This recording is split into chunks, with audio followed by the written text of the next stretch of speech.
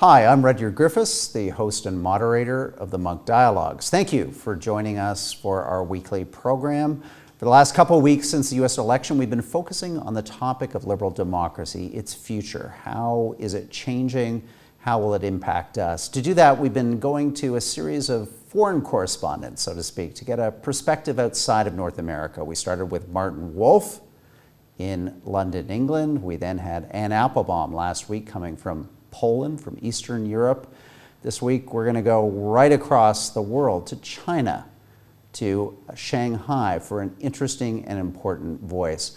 Before we go to our guests, I just want to remind viewers that the purpose of the dialogue is really to have an exchange of views. More importantly, to solicit the insights of our guests. If you want to debate on China, please go to the Monk Debate website. We've got lots of terrific debates on all kinds of issues related to China's relationship with the West, China's relationship to liberal democracy. Tonight's conversation, though, is a dialogue, and our guest is a big deal in China. His name is Zhang Weiwei. He's a professor of international relations at the Fudan University in Shanghai, one of China's most prestigious universities, focusing on international and global affairs. He served as an English language interpreter for Chairman Deng Xiaoping and other important Chinese leaders. He's the author of some hugely best-selling books in China that have also had an impact in the Western world, The China Wave and The China Horizon. Zhang Weiwei, thank you for coming on the Monk Dialogues tonight. Thank you, it's a great pleasure. Well, I'm really looking forward to this conversation. There's so much to unpack with you about China's role in the world, Canada-Chinese relations, but I want to start with the topic of democracy, and I want to get your view on how you, and more importantly, how the Chinese people are thinking about Western liberal democracy today, especially in the fallout of the U.S. election, a contentious election that continues to be contentious. What is the Chinese view of Western liberal democracy? And more importantly, what do you think's wrong with it? Well, I think in general, the Western political system has its strengths and weakness, but increasingly we see its weaknesses really outgrow its strengths. That's the general feeling here in China, including Chinese academics. And I always said, there are certain, sometimes I claim, genetic flaws in how democracy, liberal democracy has operated in the West. One is the assumption, human beings are rational. And this is now increasingly difficult to establish, given the involvement of money, the AI technology, rise of social media, so people are having more difficulty in being rational. The second is this rights are absolute. In the Chinese view, rights and responsibility should always be balanced. Otherwise, modern society cannot be run efficiently and well. And third weakness is its overemphasis on procedure, as if a procedure is right, then everything is right, is okay. Among our discussions here about Western political system, I submit the view, if you look at the Chinese way of governance, we have certain ideas I think the West could refer to. One is, in the Chinese philosophy, we have a concept called the Mingyi, which is more or less similar to public opinion. The other is Mingxing.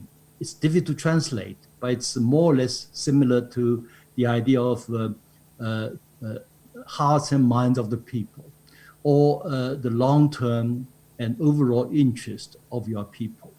So this idea put forward by Mencius over 2,000 years ago. So in the West, we see this political model increasingly governance based on public opinion, rather than long-term interests of the country and the people. So in Chinese case, we think governance by Mingxing is very important, long-term interests, hearts and minds of people. Public opinion may reflect the long-term interest of people, but may not reflect, especially in this internet age, and everything is fleeting. Changes overnight. People's mood can be different, by hours. So sometimes, this idea of Mingxin and Mingyi could be useful in governance, at least we practice in China.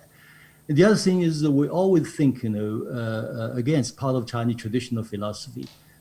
We have what's called the Dao, or overall purpose objectives, and then Shu, which is more specifics.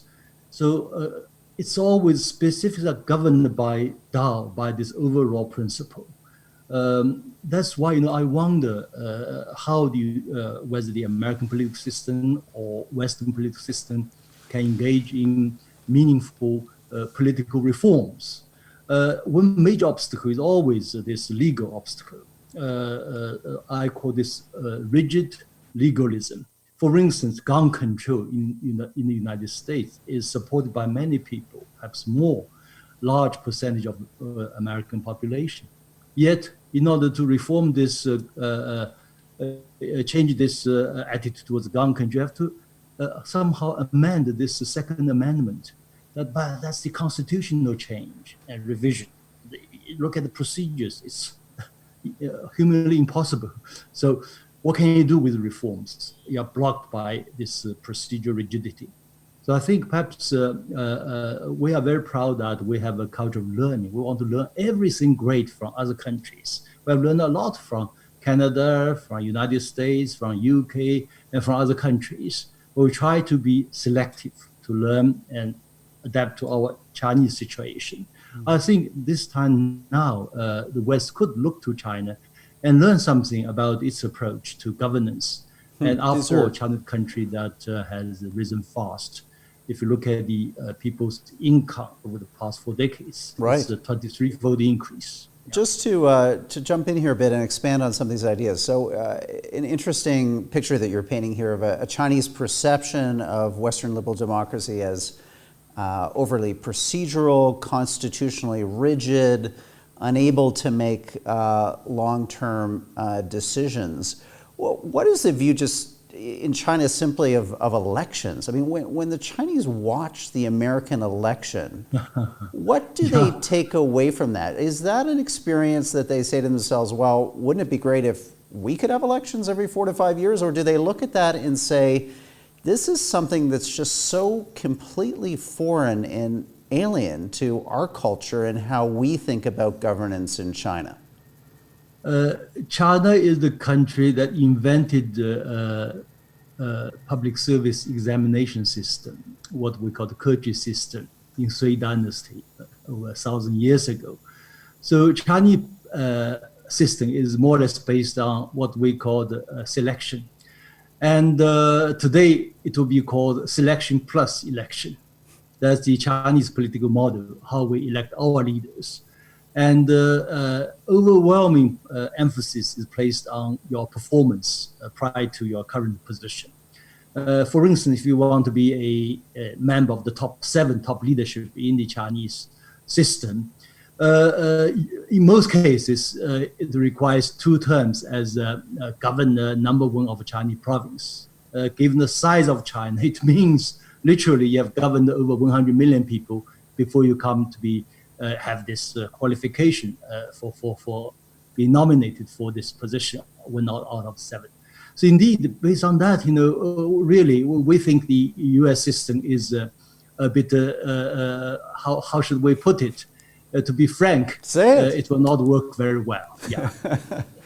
Tell us, because this is really, I find this fascinating because, again, as Westerners, I don't think we often appreciate this enough about China. The system of selection, that there's a view in China that you've been at governance not since the Communist Revolution, quite the contrary. You've been working on a system of governance literally for something close to 2 millennia. Can you talk a little bit more about that and why the Chinese, in your view, really accept that as part of the legitimacy of the system writ large? Most probably, in China's long history, it's already a unified country since 221 BC. So it's already over 2,000 years as a unified country in most cases. So China is, since then, always a large country, a continental country, civilization. I call this civilizational state. It's made up of hundreds of states into one over its long history. So given this large population and challenges for governance, and also in terms of resources per capita, it's much fewer than most other countries. So somehow people generate this culture for meritocracy, for governance. So the Chinese invented this, relatively neutral government based on competent leaders selected through examinations of all kinds. So in the end, this is part of Chinese culture. So it's inconceivable, the Chinese will accept someone like, not to mention Donald Trump, even Obama, or even George Bush, W. Bush. By Chinese standards, slightly below the bar. It lacks enough experience of governance. Yeah. This is fascinating. And when the Chinese think about, again, liberal democracy, and they think about the attributes of it that they might admire, what would those be? I mean, is there, excuse my ignorance here, but I'm just trying to understand, is there a view in China around the importance of individual freedom? Do people say to themselves, part of how I want to live my life, to experience day-to-day existence, is as an individual defining my identity and being clear about that as one of my core tenets and beliefs? Is that something that's broadly held in China, and is it at all admired when they see, I guess, often at times in a very chaotic and sometimes shambolic way, that vision, that ideal being pursued in countries like the United States? Yeah, for Chinese, really, it's sometimes, mind-boggling why the Western values give top priority to so-called freedom. It must be the reason that they did not have enough freedom for a long time. When they have this freedom, they cherish it. In China's long history, if you look at the land system, people can buy and purchase land in most cases. So economically, it's freer than the same period of time in Europe.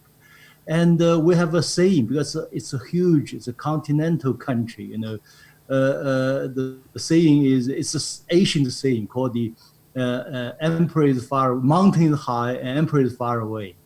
And individual freedom is immense, So we just wonder why this can be a top priority in the Western culture. We did some interesting surveys among the Chinese societies, whether it's Hong Kong, Singapore, Taiwan, or Chinese mainland. If you list the priorities of values, let's suppose there are so-called universal values. But due to cultural differences, there are certain priorities in the mind of the people. In the case of Chinese culture, social order is always the top one priority. In the United States, we check this study, it's always the freedom of speech. Although we all know in a politically correct society, freedom of speech is quite limited, especially in daily life, not to mention political life. Tell us about the view in China of movements like Black Lives Matter and the kind of reckoning on race that we're seeing here now in North America, to some extent in Europe. What is the view in China of this struggle in the West to try to reconcile minorities with the majority and to try to unsuccessfully at times, but nonetheless to try to integrate minorities into a dominant Western culture in ways that allow those minorities to sustain their traditions, their values, their interests and beliefs? What's the Chinese view on that? no, this is a challenge for the Western societies, especially for the United States. I think it's more than just a racial relationship. It's also economical. I've been to the United States many times, and very often this racial divide is also based on where you live, where your residence is, where your education is received, and where your job is. So all these are deeply entrenched. So I think there must be a tremendous effort to really establish a kind of harmony or relationship between different races, ethnic groups. And indeed, for over, quite a few decades, say in the American society, in many other Western countries as well, you find this identity politics, which is divisive. I remember having a conversation with Professor Stiglitz, Nobel laureate, just 1 month ago. We discussed the need for this kind of reform in racial relations. And then he mentioned this success example of American reforms in the 1930s, 1960s, Great Deal and the Great Society, etc. I said, at that time in the United States, the middle class was expanding, was growing. So middle class was the driving force for these social reforms. But today, middle class in the United States is shrinking. And then with this identity politics, middle class is very much divided.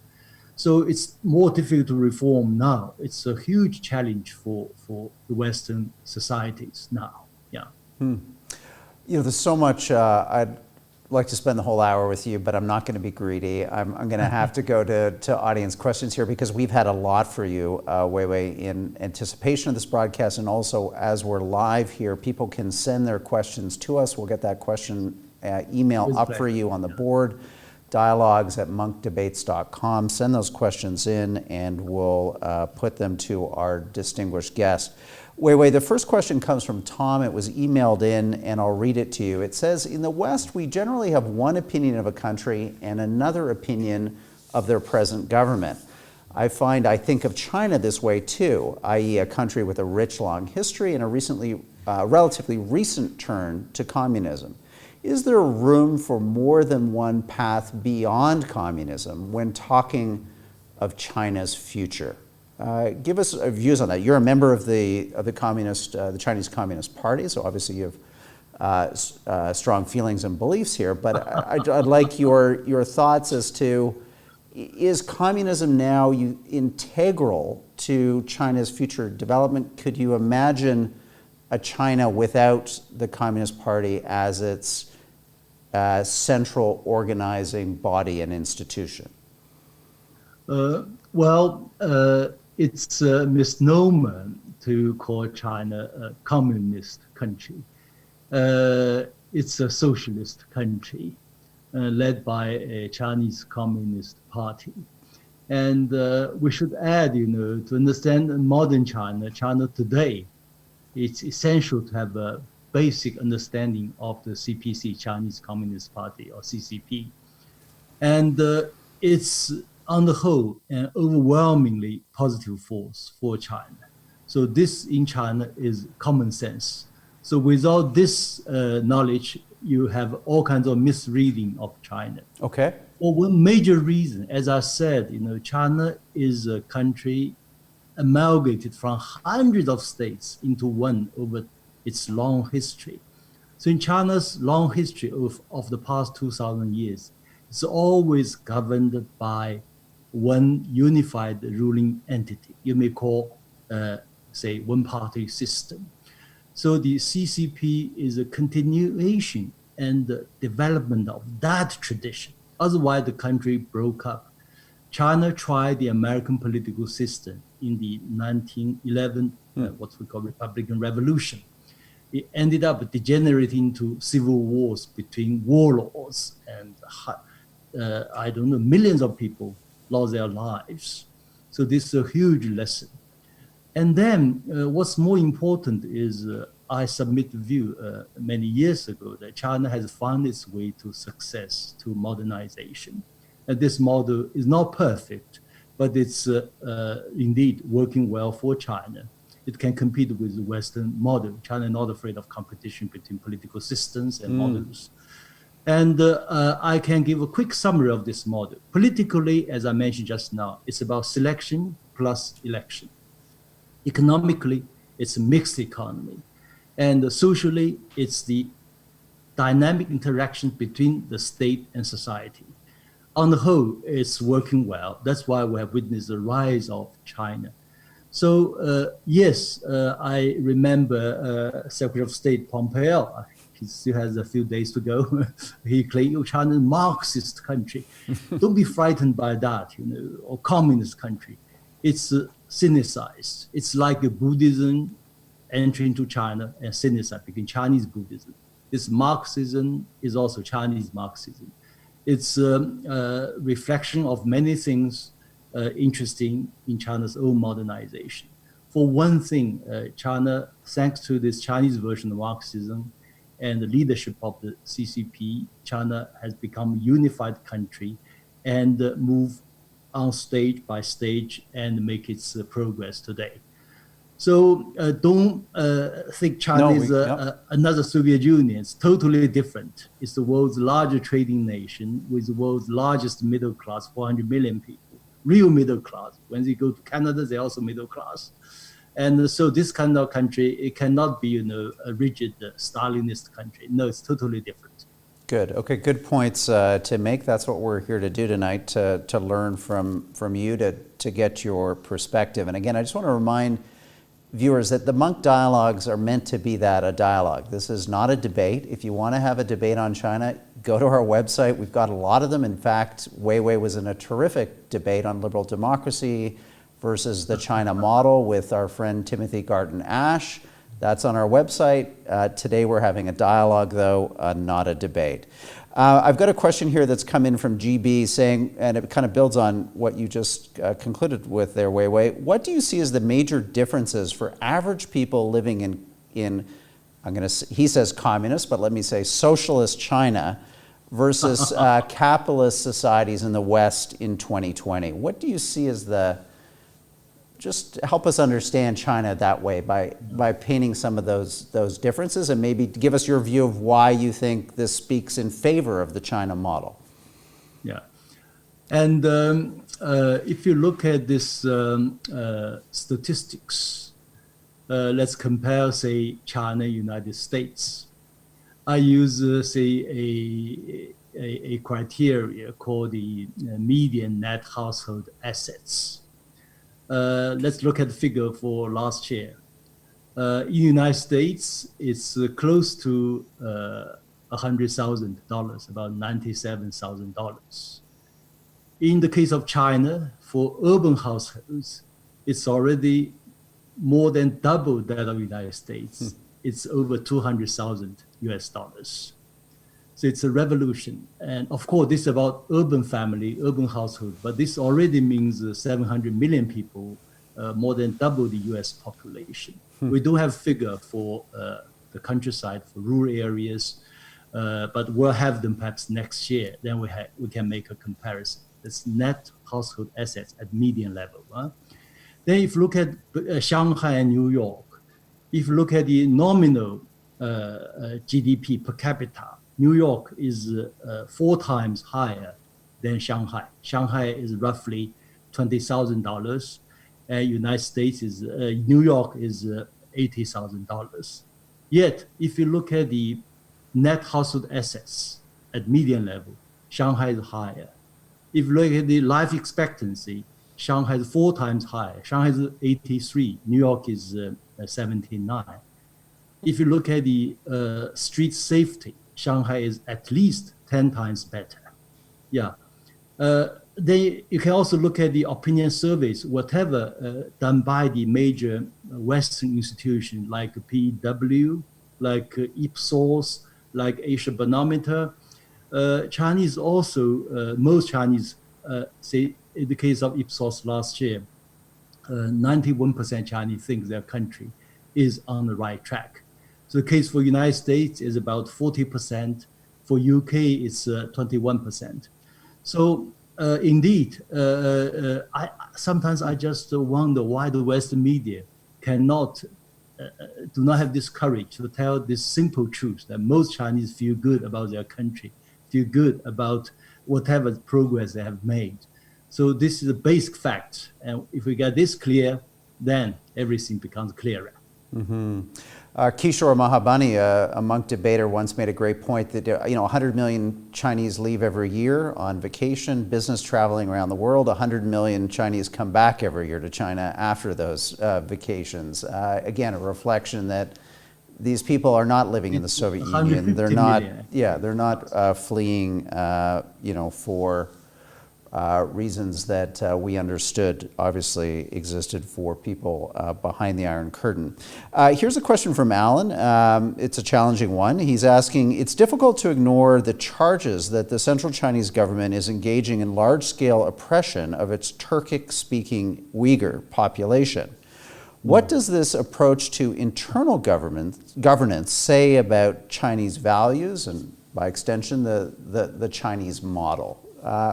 Could you talk to us about that? I mean, it gets a lot of coverage here in the Western media. Most Chinese don't buy this assertion. We think it's Western propaganda, maybe more or less created by CIA and its associates. And from Chinese point of view, the United States has already made a mess of Iraq, made a mess of Iran, made a mess of Afghanistan, made a mess of Syria and Libya. Now they want to make a mess of Xinjiang and Hong Kong.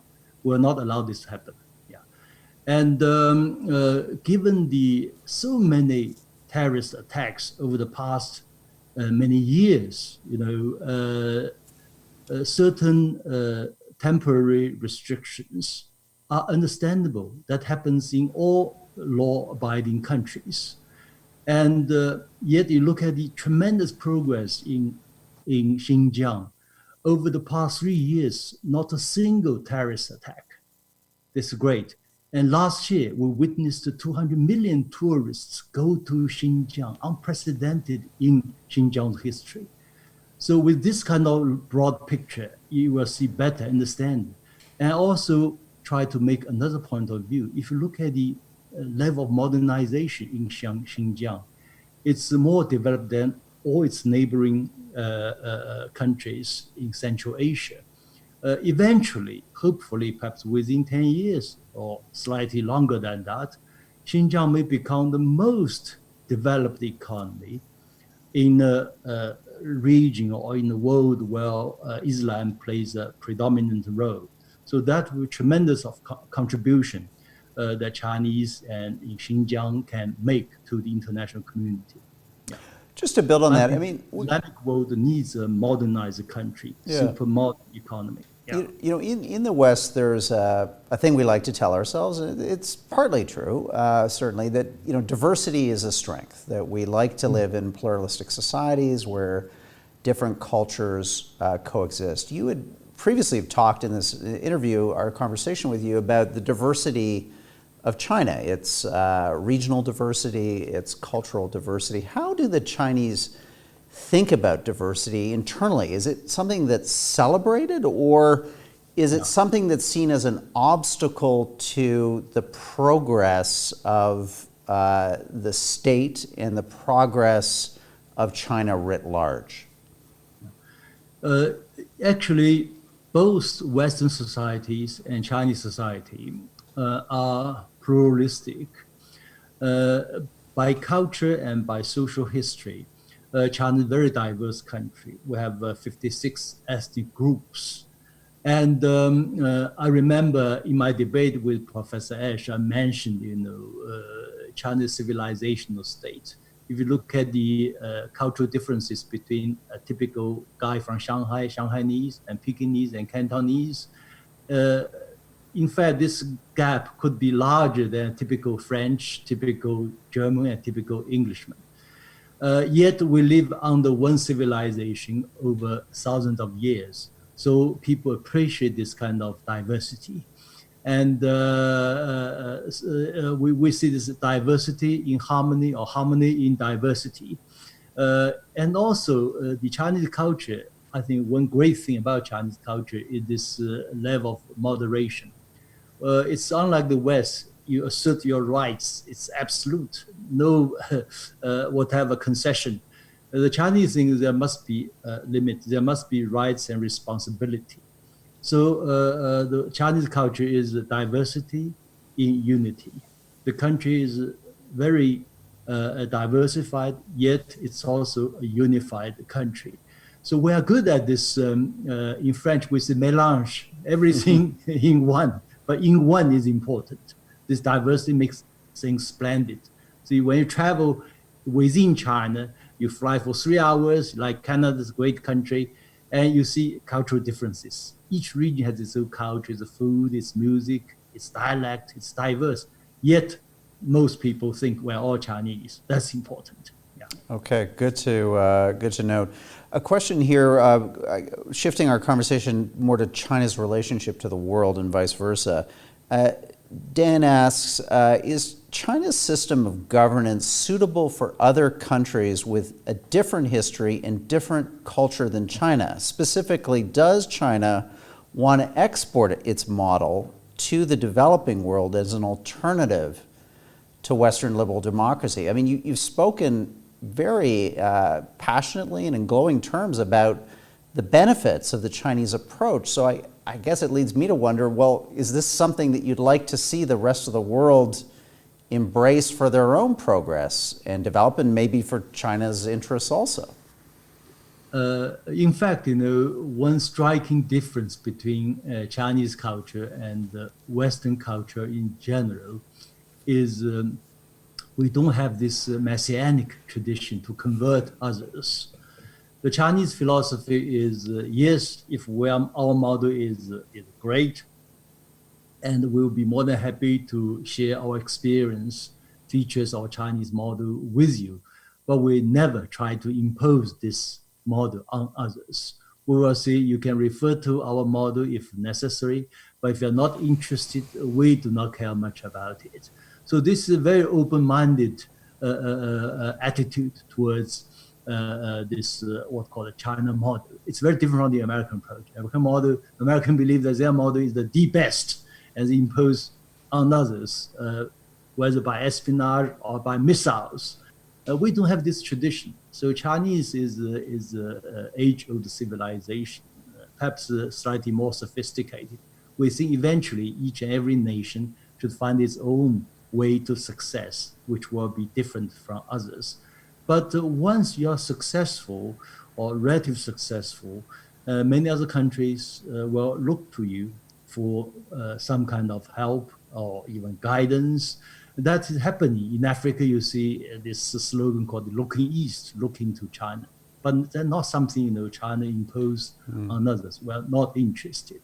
But indeed, if we share experiences and what we call the selective learning, Chinese have learned so much from the West, but selectively, not blindly copy the Western system. That will be okay. Yeah.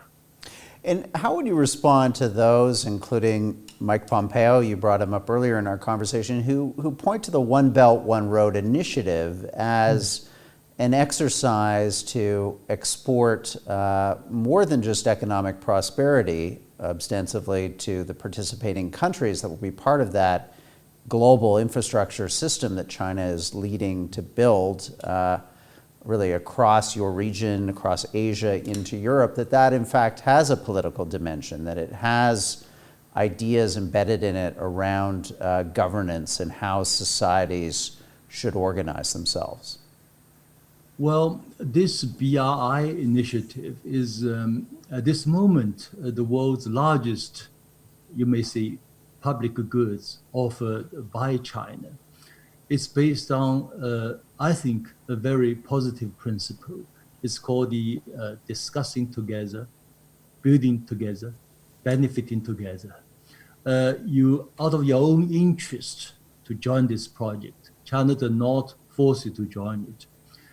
Behind this is a huge gap in the developing world with rich countries. there is a huge shortage of infrastructure, from roads, railways, airports to all kinds of telecommunications, IT technologies.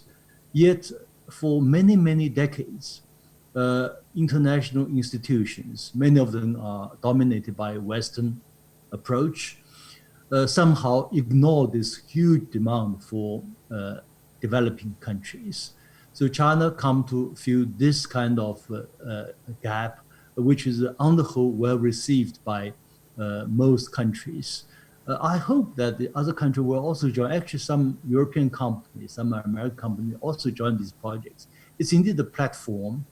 And of course, in the process, certain countries say, well, come to help us because you have a great idea of these industrial zones. Can we also learn something to set up some zones here in our country? And China tried to help.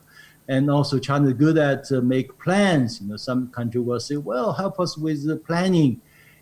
Actually, these are open for all countries, but China somehow is appreciated by other countries for that. So if you think this is expansion of Chinese political role, why not? So this is only normal. It's between states on sovereign rights. China respects their sovereignty.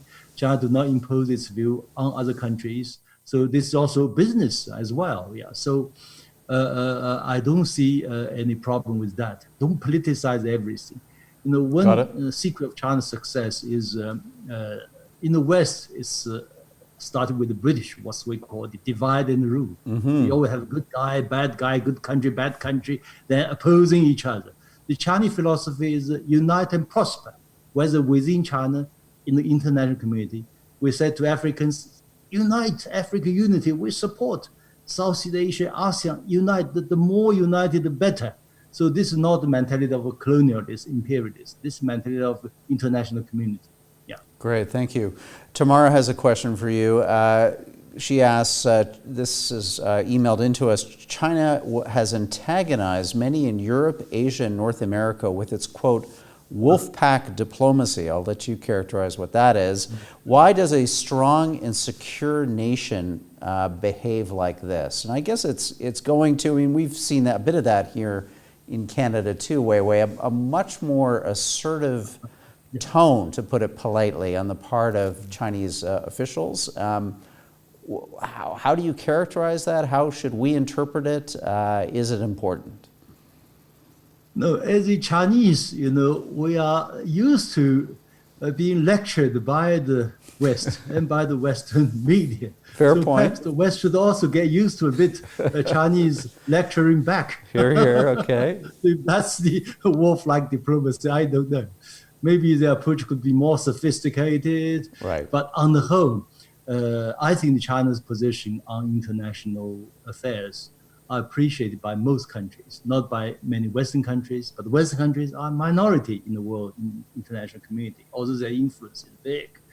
If you look at the United Nations debate on human rights, Human Rights Council, even on the issue of Xinjiang, issue of Hong Kong, most members support Chinese position, usually more than double the numbers supporting the Western position on these issues. Okay, good answer. Greg asks, it's terrific, we're getting through a lot of questions here, Weiwei, I really appreciate that. Greg, no problem. Greg asks you, Donald Trump changed U.S. politics on China from a consensus on cooperation to a consensus on rivalry.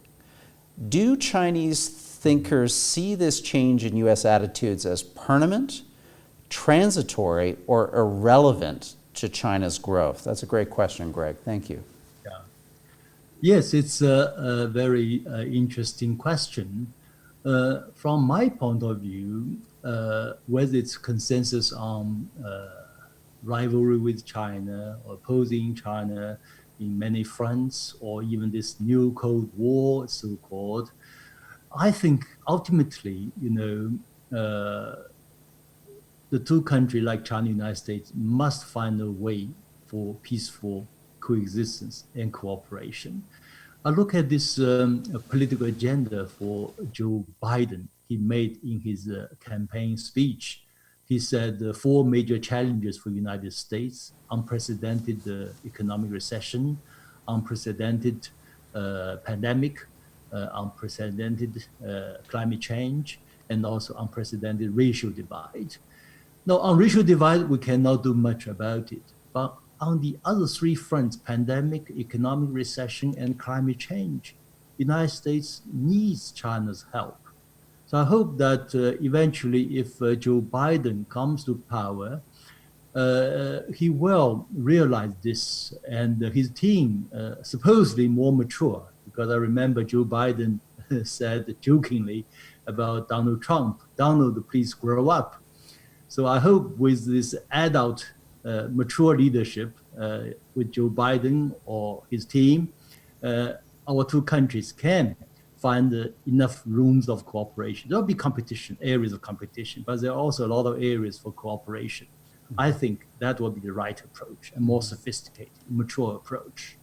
What would be the red lines for China in terms of Biden policy? What would the Chinese government simply not accept? There's talk of some recreation of a 20th century League of Democracies to push back against China's rise. I mean, it's one thing to push back. It would be another thing to, let's say, try to contain China, to try to stop your rise to global superpower status. What are the red lines for China right now? Well, this so-called democracy alliance, I don't think it will work. For one thing, China is not an ideological power. China has no interest in exporting its ideology. And of course, we don't want others to impose its ideology on China either. So China is the world's de facto largest economy by purchasing power parity. And China has the world's largest middle class, 400 million people. And China is also now at the frontier of the fourth industrial revolution, cutting edge of new technologies. And China also has the world's largest foreign exchange reserves. And China is also with the world's largest, what you call the supply chain, whatever, within China. So I don't think, China is also the largest trading partner for over 130 countries. So for this kind of huge economy and civilizational state, there's no way to contain it. There's no way to forge an alliance against a country like that. I remember Henry Kissinger said just a few days ago, it's not to build an alliance against China in that way. That's not the right approach. I think it will not work either. Yeah. Kissinger, also a former Munk debater himself, made some remarks this autumn warning the world about a kind of pre-World War I type scenario that we could be in here, of a rivalry between China and the United States that becomes, that spirals and that becomes unhinged from real interests, leading to the potential for conflict, possibly military conflict. Do you see that as all possible? Do the Chinese think about this as a possible end game that needs to be scenarioed out, so to speak? And Henry Kissinger is an elder statesman, and with his age and his personal experience, obviously, his words count, and we can see a lot of wisdom in his remarks. Both international community and China and the United States should prevent this, what he called the World War I scenario. And but his remarks also reminds me of some remarks made by British philosopher Bertrand Russell when he came to China soon after the First World War.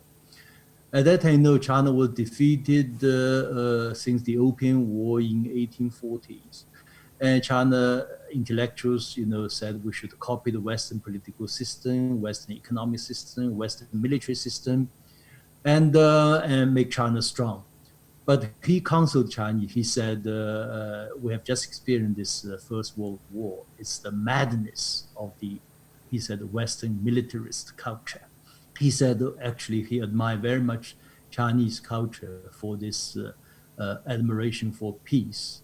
And then he made one point, which I think is very sensible. He said that he believed one day China will be able to, it will be capable of self-defense. At that time, China was not capable of self-defense.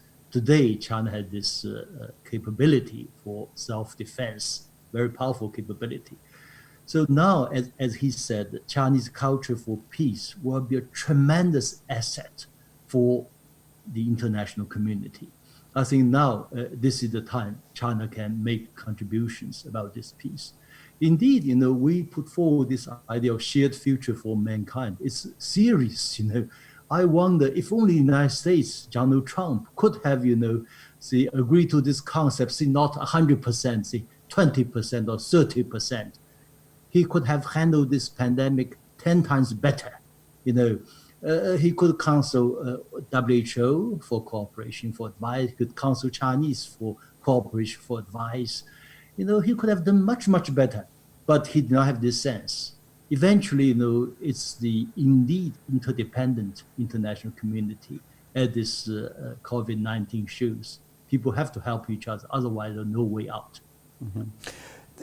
You must hear this a lot. I mean, there's a perception in some parts of the West here of a hawkish military in China, that there has emerged in China a group who are looking for more direct confrontation with the United States to assert China's rights, and especially in the South China Sea, but more generally to demonstrate to the world that indeed China has risen to global superpower status. Is that a misperception of the Chinese military and how it thinks about its primary rival, the United States?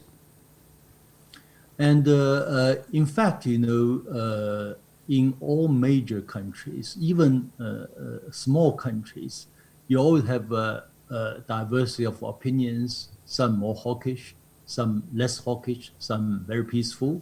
So this is a part of the society. China is no different from other countries.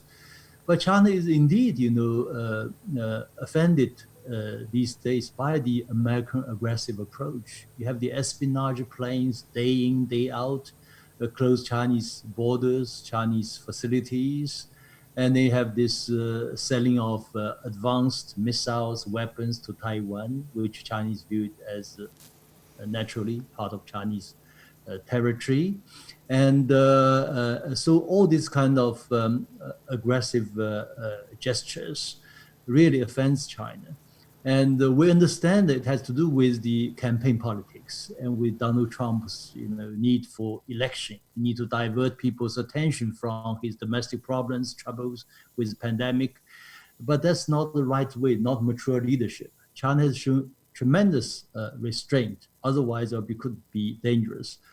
China is a nation which has a long tradition of admiring for peace. For instance, we build great walls rather than invading other countries. When China was 100 times stronger than European powers in the 15th century, and when China sent its navy to Africa, to South China Sea, we did not colonize any country. It's not in our gene, in our blood.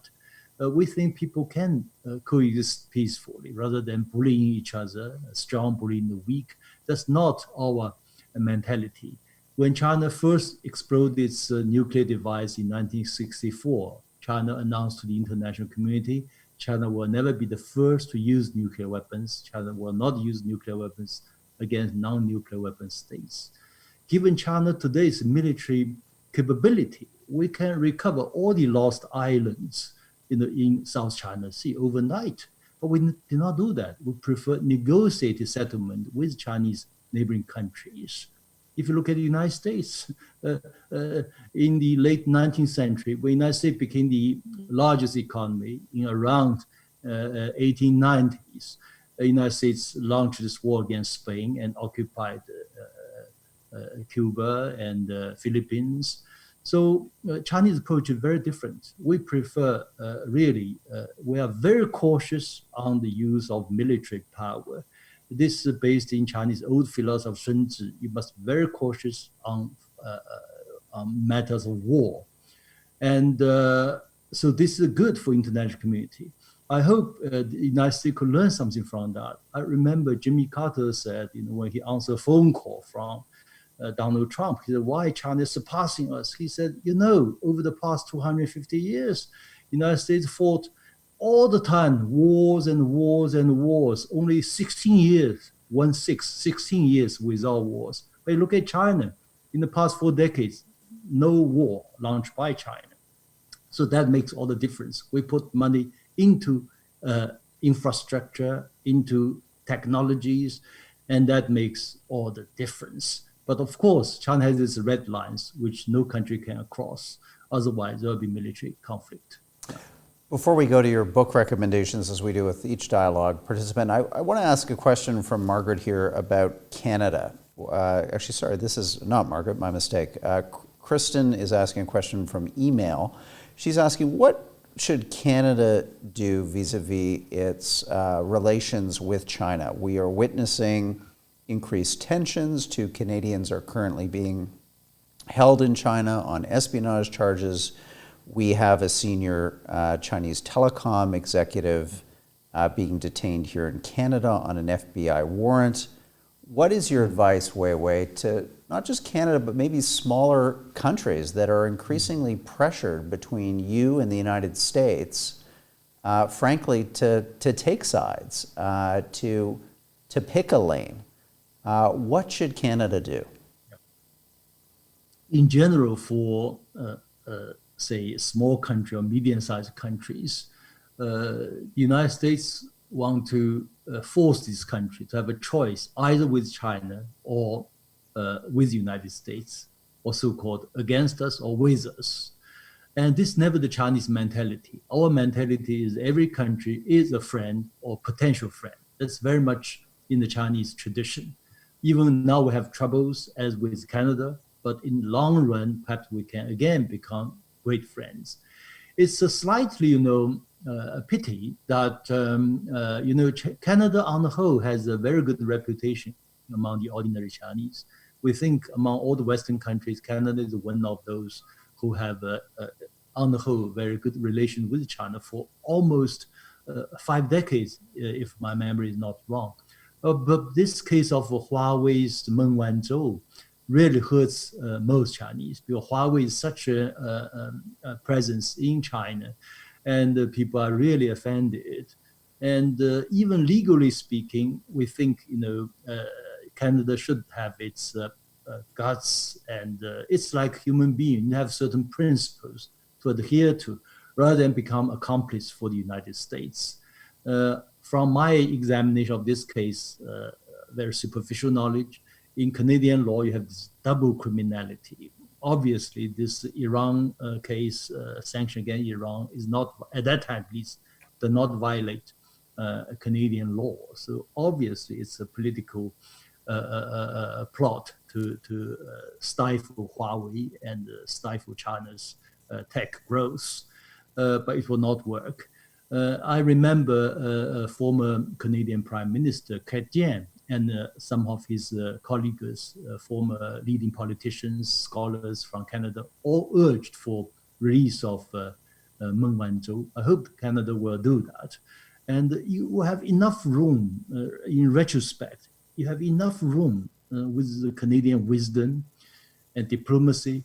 You can find an approach, on the one hand, maintain good relations with China. On the other hand, do not offend the United States, even under Donald Trump, have some way to do this. Many other countries have found a way, small countries, can do that. Why Canada cannot? I think there's a chance to do that. Hopefully we'll release Meng Wanzhou as soon as possible. Okay, well, thank you for that synopsis. Well, let's go to your book recommendations, because this is really an opportunity for our readers to get inside your head here and understand what are the books that you would suggest for people to dig into to try to understand China today and try to understand this moment we're in. So I'm going to read you each title, and if you could just give me a quick synopsis of why you're recommending them. The first book is China Reconnects, Joining a Deep-Rooted Past to a New World Order. Yeah. This is by a leading scholar called Wang Gongwu, and he's indeed, in his particular book, he discussed in quite at length and also in broad stroke this overall picture of China and other countries, how China has learned from the West, from other countries. At the same time, China begins to find its own roots.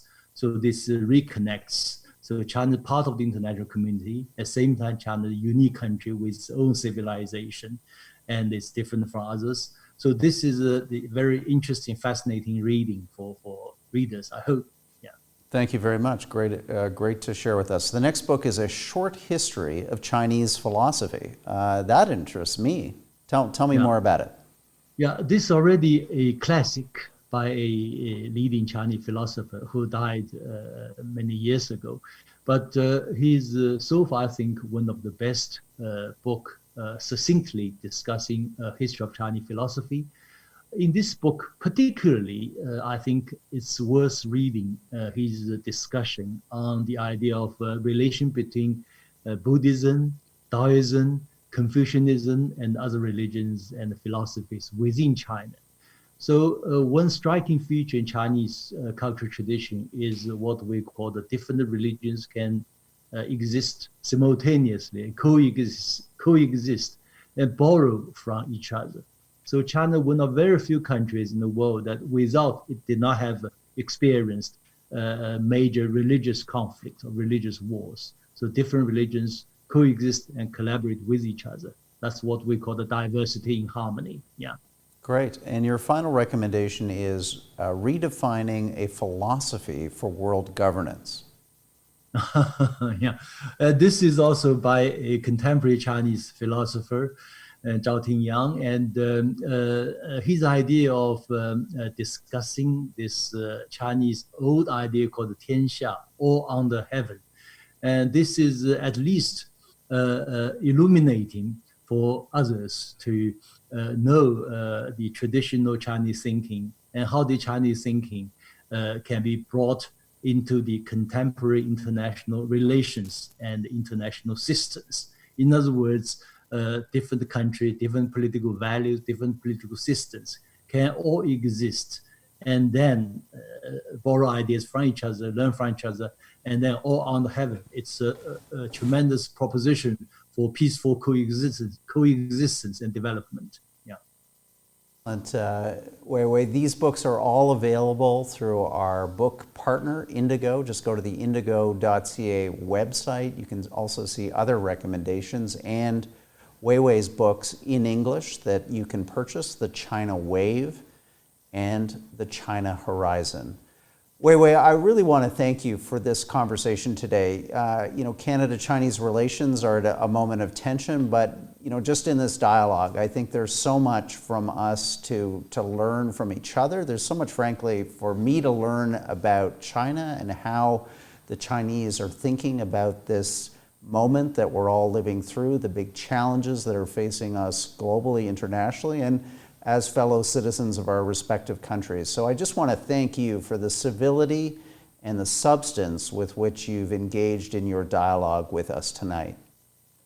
Thank you, Riyadh, for your very kind invitation and for our very fascinating dialogue, which will go well with, hopefully, a Chinese international audience. Thank you very much.